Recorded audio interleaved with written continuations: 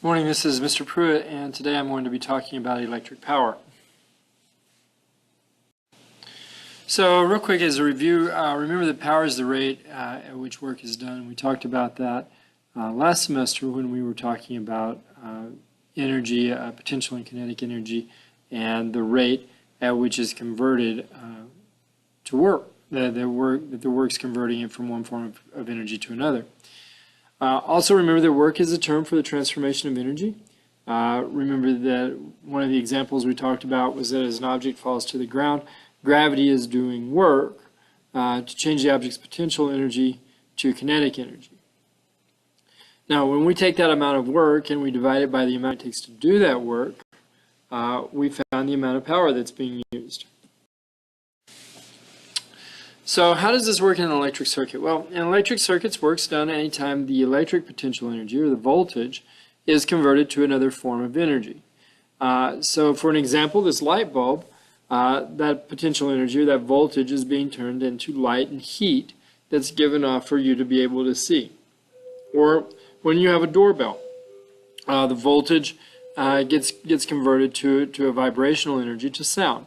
Pretty much anything that you have that's run off of a battery or that's run off of a wall outlet converts electrical energy to some other form of energy so that to be useful to you. So how does this work? Well, when an electric current enters into a resistor, and I'm going to use this light bulb as an example, the resistor causes the current to slow down. So basically what's happening is that all these little electrons are flowing along here, and they're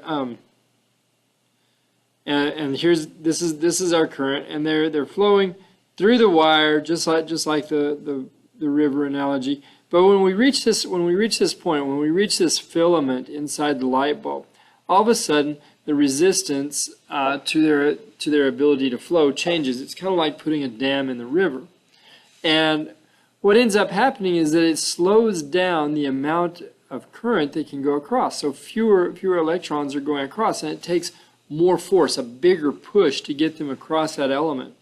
And so when that happens, some of their energy gets, because they're being slowed down, some of that energy is getting converted into heat, and because it gets really hot, some of that also gets, some of that also gets converted into light energy. Then when it reaches the other side, there's less resistance to its flow, and so it continues to move on.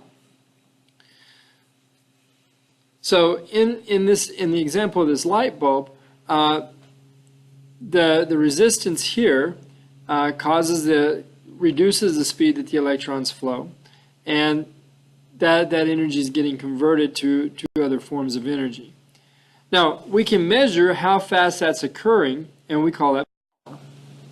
Okay, electric power is the rate or the speed that the electric current is being converted to these other forms of energy. Now, we've given you some equations, and I know that you're talking about them in class today. But those equations say that power is equal to either the square of the current times the resistance, or the square of the voltage divided by the resistance, or the easiest one is the current times the voltage. Hope that this was helpful for you, and I'll see you tomorrow. Thank you. Bye.